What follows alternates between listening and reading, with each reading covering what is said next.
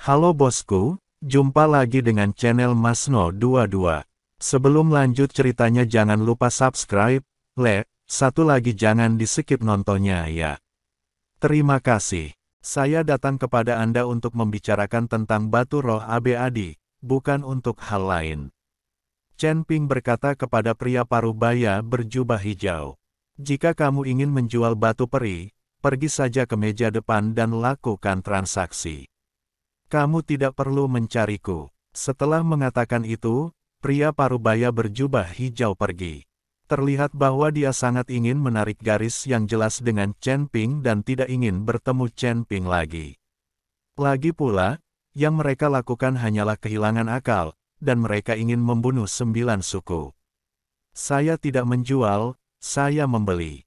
Kata Chen Ping, beli batu peri. Pria parubaya berjubah hijau itu tertegun, lalu berkata, saya membeli batu peri di sini, tapi saya tidak menjualnya. Jika Anda ingin membeli batu peri, pergilah keluar kota binatang. Jika kamu membelinya secara pribadi di kota binatang, batu roh peri, kamu akan ditangkap dan dipenjarakan. Chen Ping tidak mengatakan apa-apa, tetapi langsung mengeluarkan sekantong koin roh emas ungu dan melemparkannya ke depan pria parubaya berjubah hijau. Ini depositku, aku butuh banyak batu peri. Kata Chen Ping. Pria parubaya berjubah hijau melihat ke arah koin spiritual emas ungu. Meskipun matanya bersinar dengan emas, dia masih menggelengkan kepalanya dan berkata, sudah kubilang, kami tidak akan menjualnya, tidakkah peduli berapa harganya, kamu memberikannya, itu tidak masalah. Paman Qian memintaku untuk datang. Chen Ping memberitahu Paman Qian. Uang kuno. Pria parubaya berjubah hijau mengerutkan kening, mengapa orang ini mengatakan segalanya kepada orang lain. Dia sangat tidak jujur. Saya tidak memiliki batu peri untuk dijual kepada Anda sekarang. Kumpulan batu peri yang saya beli telah diserahkan ke istana Tuan Kota. Chen Ping memandang pria parubaya berjubah hijau. Orang ini jelas tidak ingin berbisnis dengannya. Lupakan saja jika kamu tidak ingin menjualnya, maka aku akan mengari orang lain untuk membelinya. Jika aku tertangkap, aku akan menceritakan semuanya padamu. Chen Ping mengambil koin roh emas ungu dan berencana untuk pergi. Ketika pria parubaya berjubah hijau mendengar ini, dia segera menghentikan Chen Ping dan berkata tanpa daya, rekan Tao, ada sesuatu uke didiskusikan, apa yang kamu lakukan? Jika kamu mengusir kami, bukankah kamu sendiri yang akan dibunuh?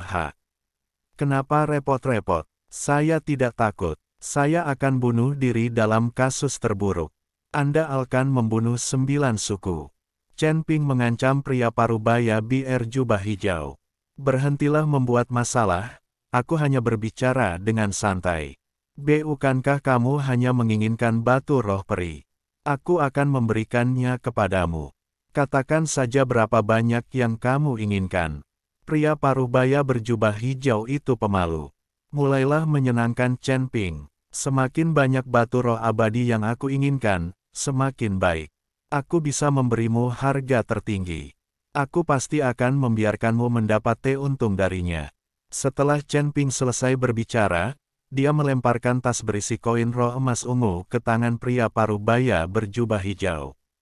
Tidak masalah, aku akan membantumu mendapatkannya, tapi mungkin butuh waktu lebih lama. Lagi pula, aku juga harus berurusan dengan istana Tuan Kota. Kata pria parubaya berjubah hijau. Tidak apa-apa, aku bisa menunggu. Chen Ping tahu bahwa dia tidak akan meninggalkan Beast City untuk saat ini, jadi dia bisa menunggu beberapa saat. Rekan Daois, karena kita telah bekerja sama, kita harus jujur satu sama lain.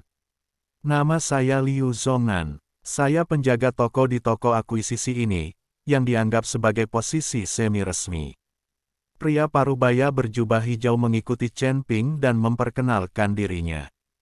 Namaku Chen Ping. Chen Ping mengulurkan tangannya dan menjabatnya dengan Liu Zhongnan. Rekan Daois Liu, berapa banyak toko di seluruh kota Bis yang membeli batu peri seperti ini? Bukankah kamu dianggap sebagai anggota istana Tuan Kota? Chen Ping bertanya. Diperkirakan ada lebih dari selusin toko pembelian reguler di seluruh kota Bis. Saya hanya menghitung setengah dari orang-orang dari Istana Tuan Kota. Saya membantu Istana Tuan Kota mengumpulkan batu roh PRI, tetapi Istana Tuan Kota tidak melakukannya. Jangan beri saya sumber daya apapun. Saya bekerja untuk rumah Tuan Kota tanpa bayaran sekarang, tetapi ada satu keuntungan, yaitu, saya dapat beroperasi secara diam-diam dan mencegat sendiri beberapa batu roh peri. Misalnya, beberapa biksu yang diam-diam membeli batu spiritual abadi akan ditangkap dan dipenjarakan jika ketahuan. Liu Zongnan berkata secara detail. Mendengarkan Liu Zongnan menyebutkan penjara, Chen Ping memikirkan pohon kuno yang menjulang tinggi di penjara, dan bertanya dengan rasa ingin tahu, rekan Daois Liu, Anda telah lama berada di kota binatang Ge, tahukah Anda mengapa ada pohon kuno yang menjulang tinggi di tengah penjara? Kain wol dan akar pohon tumbuh dengan rumit di dalam sel. Mengapa penjara tidak dipindahkan ke tempat lain? Apakah kamu pernah ke penjara? Di mana dan apa yang akan kamu lakukan? Liu Zongnan tahu bahwa Chen Ping berasal dari dunia luar dan tidak memiliki kontak dengan Beast City. Saya punya teman yang saudara laki-lakinya di penjara, jadi saya pergi untuk melihatnya. Chen Ping menjelaskan, penjara itu. Liu Zongnan baru saja membuka mulutnya, tapi tiba-tiba menutupnya. Lalu dia melihat sekeliling dan berkata, ini bukan tempat untuk berbicara. Aku akan membawamu ke restoran dan mari kita ngobrol sambil makan. Chen Ping mengangguk dan berkata, oke. Chen Ping tahu bahwa mungkin ada pengawasan di toko, atau bahwa orang itu berasal dari Istana Tuan Kota. Liu Zongnan tidak terlalu bebas di sini. Chen Ping mengikuti Liu Zongnan keluar ruangan, keduanya dengan senyuman di wajah mereka. Karena Anda telah memilih untuk bekerja sama dan kedua belah pihak mendapat untung, tentu semua orang senang. Yao Mei, kamu pergi ke penginapan dan tunggu aku. Aku akan melakukan sesuatu dan melihat apakah aku bisa menyelamatkan saudaramu. Chen Ping berkata pada Yao Mei. Ketika Yao Mei mendengar bahwa Chen Ping sedang memikirkan cara untuk menyelamatkan kakaknya, dia langsung bersemangat. Baiklah, kalau begitu aku akan menunggumu di penginapan. Yao Mei mengangguk. Setelah Yao Mei pergi, Liu Zongnan melihat ke belakang Yao Mei, lalu tersenyum tipis dan berkata, rekan Daois Chen sangat cantik. Menurut analisis saya, gadis ini pasti gadis berbunga kuning. Rekan Daois Liu, jangan katakan itu lelucon, ayo pergi. Chen Ping terdiam beberapa saat, siapa yang dipikirkan Liu Zongnan tentang dirinya.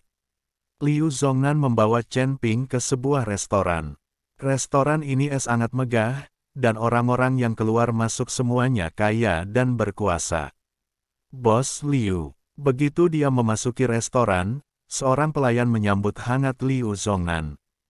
Terlihat bahwa Liu Zongnan sering berkunjung ke sini. Hari ini aku akan membawa teman-temanku dan menyiapkan anggur dan makanan terbaik di sini, dan juga menyiapkan kamar pribadi untukku. Setelah Liu Zongnan selesai berbicara, dia melemparkan lusinan koin spiritual langsung ke pelayan. Pelayan setuju dan mengundang Liu Zongnan ke restoran. Kemudian dia memimpin Chen Ping dan Liu Zongnan ke lantai 2 dan memasuki sebuah kotak yang sangat mewah. Segera setelah saya masuk ke dalam kotak, saya dapat merasakan kekayaan energi spiritual mengalir ke dalam tubuh saya. Rasanya menyegarkan dan sangat nyaman. Chen Ping tahu bahwa formasi pasti telah dipasang di kotak ini untuk membuatnya merasa seperti ini. Para pebisnis di kota buas ini memang punya akal sehat. Kamar pribadi ini adalah satu-satunya di seluruh restoran. Kebanyakan orang yang ingin makan di sini tidak memenuhi syarat. Kita akan makan dan ngobrol nanti.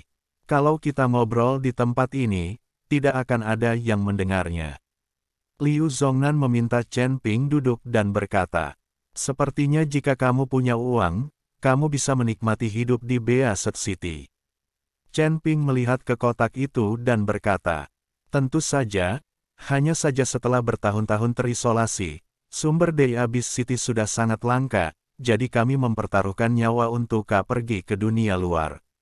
Liu Zongnan berkata, tahukah kamu apa yang dilakukan tuan kotamu hingga mendapatkan begitu banyak batu peri?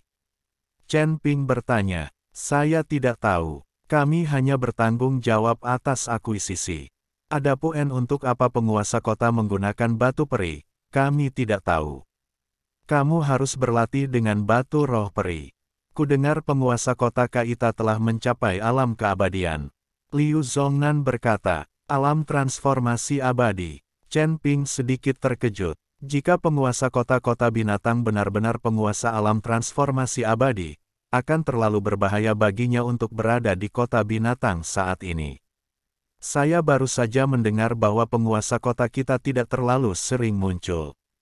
3 jenderal binatang di bawah penguasa kota umumnya biar tanggung jawab atas masalah-masalah di kota binatang itu. Orang tua Tibet itu adalah tamu di bawah salah satu jenderal binatang Gebuas. Kalau tidak, dia tidak akan bisa mendapatkan hal yang menunjuk anjalannya. Liu Zongnan sekarang tidak keberatan dengan Chen Ping. Aku baru saja bertanya padamu tentang pohon kuno di penjara. Bagaimana kabarmu? Chen Ping juga ingin bertanya kepada Liu Zongnan tentang pohon kuno Dalau. Dia selalu merasa ada yang salah dengan pohon kuno itu. Namun sebelum dia selesai berbicara, terjadi pertengkaran di luar pintu. Tuan Qiu, memang ada tamu di kotak Tianzi. Bagaimana kalau saya mengaturkan kotak Dizi untuk Anda? Brengsek, aku ingin kamar pribadi. Siapapun yang ada di dalam, biarkan dia keluar dari sini.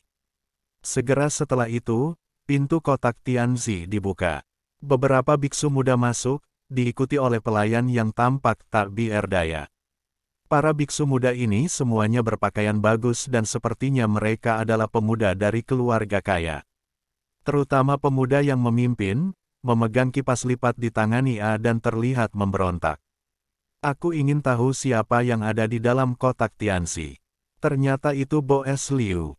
Biksu muda terkemuka melihat Liu Zongnan dan berkata dengan dingin. Ternyata itu Tuan Qiu. Entah kenapa dia begitu bahagia hari ini. Dia datang ke sini untuk makan. Liu Zongnan segera berdiri dan berkata kepada Tuan Qiu. Saya duduk bersama beberapa teman hari ini. Kami hanya menyukai kamar pribadi ini, dan kami berharap Bos Liu akan menyerahkan kursinya. Tuan Qiu berkata kepada Liu Zongnan. Meskipun kata-katanya cukup sopan, ada sedikit nada perintah dalam nadanya. Tuan Qiu, saya hanya mengobrol dengan teman-teman saya. Saya tidak akan lama di sini. Anda bisa. Sebelum Liu Zongnan selesai berbicara, seorang biksu di belakang Tuan Muda Qiu mendengus dingin, saudara Qiu memintamu keluar dari sini untuk memberimu wajah. Jangan berpikir bahwa kamu hanya mengumpulkan batu roh peri untuk rumah tuan kota. Saya rasa luar biasa. Jika aku membuat kakak Qiu kesal, percaya atau tidak, aku akan menamparmu beberapa kali dan menyuruhmu keluar. Wajah Liu Zongnan menjadi gelap dan dia mengerutkan kening, terutama di depan Chen Pingping, sangat memalukan baginya untuk ditakuti oleh pemuda itu. Kamu pikir kamu ini siapa? Ini Beast City. Siapapun yang berani menggunakan nafas tanpa izin akan ditangkap dan dipenjarakan. Liu Zongnan berkata, itu hanya lelucon. Bahkan jika saudara Qiu menamparmu 2 kali, menurutmu apakah ada orang yang berani menangkapnya dan memenjarakannya? Biksu muda itu menyeringai dan berkata, Bos Liu, apakah menurut Anda akan ditangkap jika saya menampar Anda beberapa kali? Tuan Qiu berjalan langsung ke Liu Zongnan dan bertanya dengan arogan. Merasakan kesombongan Tuan Qiu, Liu Zongnan sangat marah, namun pada akhirnya dia menelan amarahnya. Oke, ayo pergi. Liu Zongnan tanpa daya memanggil Chen Ping dan pergi. Dan Tuan Qiu dan yang lainnya duduk di kamar pribadi Tianzi dengan sangat arogan. Pelayan mengganti kamar pribadi untuk Liu Zongnan dan Chen Ping. Meski tidak sebagus kamar pribadi, tapi lumayan juga. Sial, Qiu Yu ini sudah keterlaluan.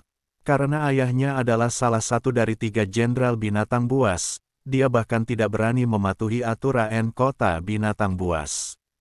Setelah duduk, Liu Zhongnan berkata dengan marah. Menurutku anak itu belum terlalu maju. Jika kamu tidak melampiaskan amarahmu, aku bisa menghajarnya untukmu. Chen Ping melihat ekspresi marah Liu Zhongnan dan sedikit tersenyum. Tidak, tidak. Setelah mendengar ini, Liu Zhongnan buru-buru menghentikan Chen Ping dan berkata, kamu tidak dapat melakukan apapun di kota bis. Jika kamu ditangkap dan dipenjarakan, kamu akan mati. Itu hanya 2 tamparan, apakah masih bisa dijatuhi hukuman mati?